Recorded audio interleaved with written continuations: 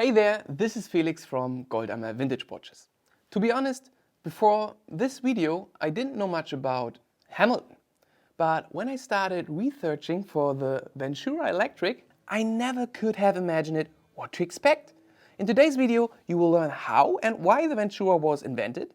We explain you the function of the world's first electric powered watch and the connection to stars like Elvis Presley, Tommy Lee Jones and even Will Smith. People call it the watch of the future. Do you want to know why? So just look at this watch. The first thing that came to mind when I held the watch the first time in my hands was such a futuristic design. It definitely has to be from the 70s. But as unbelievable as it sounds, the Ventura was born in 1957. Hamilton was founded in 1892 in Lancaster, Pennsylvania and started producing pocket watches. When you think of innovations in the watch industry, the focus lies clearly on Europe and also a little bit on Japan. So it's very easy to overlook the key and often disruptive influence of the United States. For example, although Japan sold the first quartz wristwatch in 1969, the first quartz clock was built in the States by Bell Telephone Laboratories in 1927. So let's dive into the backstory of the Hamilton Ventura Electric. New York, January the 3rd, 1957. Watchmaking history's first electrical watch is introduced in front of over 120 journalists from all over the world at an important press conference at the Savoy Plaza Hotel. This so-called watch of the future, considered as the most important watchmaking innovation in centuries, was a topic of hundreds of articles. And a revolutionary technique calls for a revolutionary design. And keep in mind, it was 1957. There's no pragmatic purpose for its angular, Art Deco, retro, futuristic case shape, but it was absolutely different from any watch before it. The 1950s were a time of great optimism in America. The war was over and the Americans focused on the future. And the Ventura definitely seemed to capture that vibe and aesthetic. The distinctive boomerang shape was the brainchild of the designer Richard Habib, who had achieved fame as a car designer for General Motors earlier in the decade and, no joke, artillery for the US military during World War II. Mr. Habib admitted in later years the Ventura was based on a bomb design. However, other sources claim the design is based on the shape of a radiator grille he designed. The very first pieces were crafted in 14K yellow gold with either a silver or a black dial and completed by an original dual collar strap in black leather and a 14K gold oblique. Later came other models in yellow gold, rosé gold or white gold. Versions for export were made in 18K gold to meet the international standards for gold purity. As you can see, the center of the dial was adorned with a waved line, a symbol of the piece's electric supply.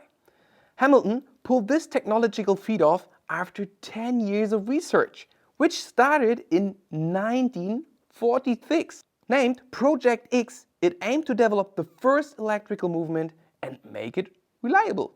Now on to the physics of an electric movement. In my opinion, a very interesting topic. However, we've probably all played with magnets as kids, and we know that magnets can either attract or repel each other. Couple this with the fact that if an electrical current flows through a wire or a coil of wire, the predictable magnetic field is created. In a mechanical movement, the power comes from the mainspring, released one beat at a time by the swinging balance wheel. The power in the Hamilton's watch, however, came in form of the balance wheel, receiving a periodic push from its contact with the battery-powered electromagnet, and the motion of all the hands were indexed back from this impulse. This new system marked the beginning of a new era for, let's not forget, only mechanical watches were available at the time.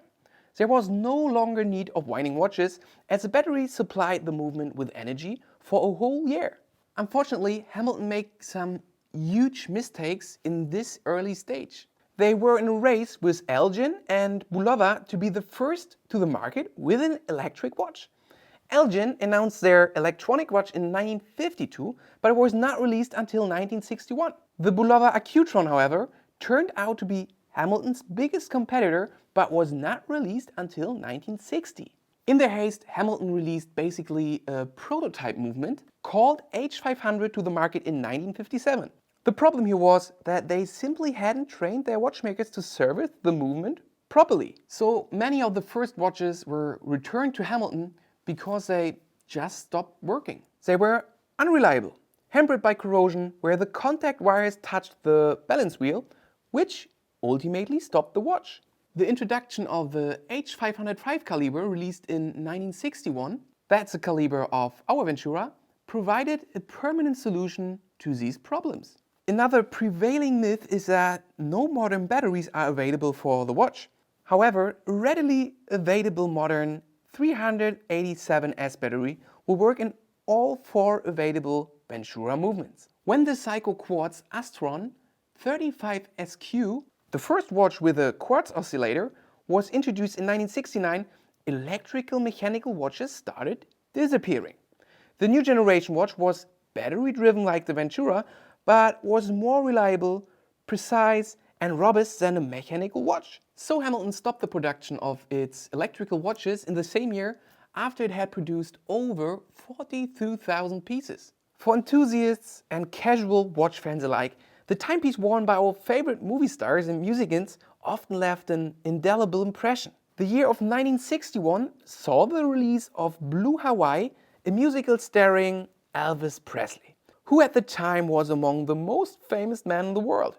Throughout the film, he can be seen wearing a white gold Ventura.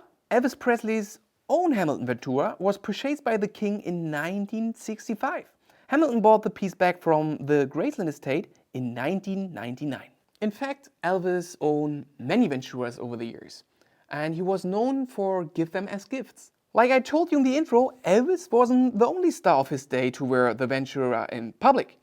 Rod Serling of The Twilight Zone owned the Ventura and could be seen wearing it on episodes of the TV series as well. And as the perfect embodiment of retrofuturism, it was a choice to grace the wrists of Hollywood's Men in Black through all 4 films, worn by Will Smith, Tommy Lee Jones and most recently Tessa Thompson's Agent M in Men in Black International. It is as much as a part of the wardrobe as the iconic black suit and the wrap-around sunglasses. In 1988, 25 years after the production was stopped, Hamilton successfully relaunched the Ventura.